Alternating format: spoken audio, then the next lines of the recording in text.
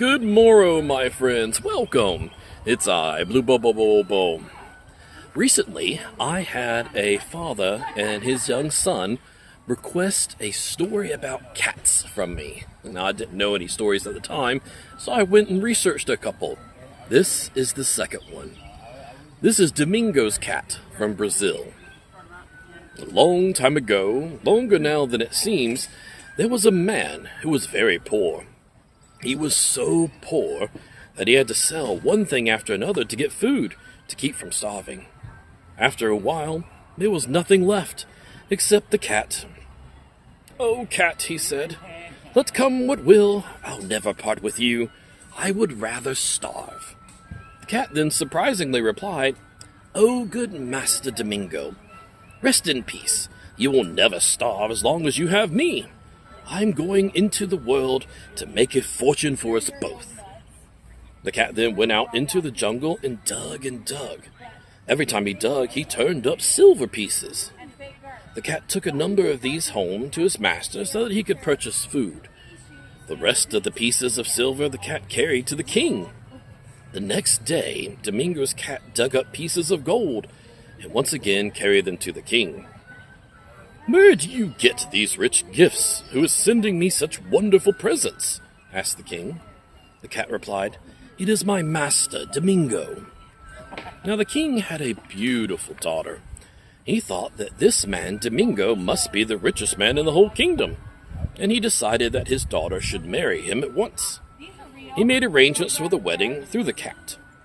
"I haven't any clothes to wear to the wedding," said Domingo, still in shock after his cat told him that he was to marry the daughter of the king.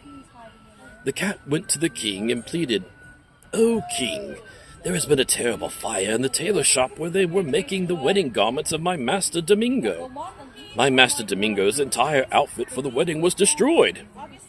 The king then sent the richest garments which his wardrobe afforded. "I have no place to which to take my bride," said Domingo to the cat. "Never mind that. I'll see about it at once," replied the cat. The cat went into the forest to the dwelling where a terrible giant lived. He marched straight up to the menacing giant and said, "Oh, giant, I wish to borrow your castle for my master, Domingo.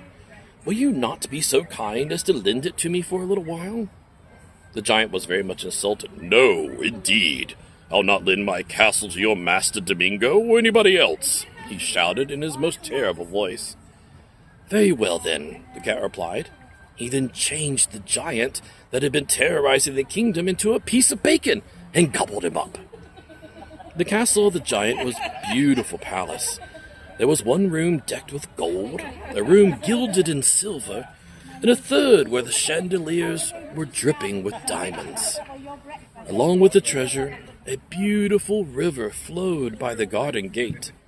As Domingo and his bride sailed down the river to the garden gate, the royal barge, they saw Domingo's cat, perched in a window, singing happily. After that, they never saw him again. He disappeared into the jungle, off to help make some other poor person rich. Perhaps he'll come your way someday. Thank you for listening, my friends. I hope you have a wonderful day.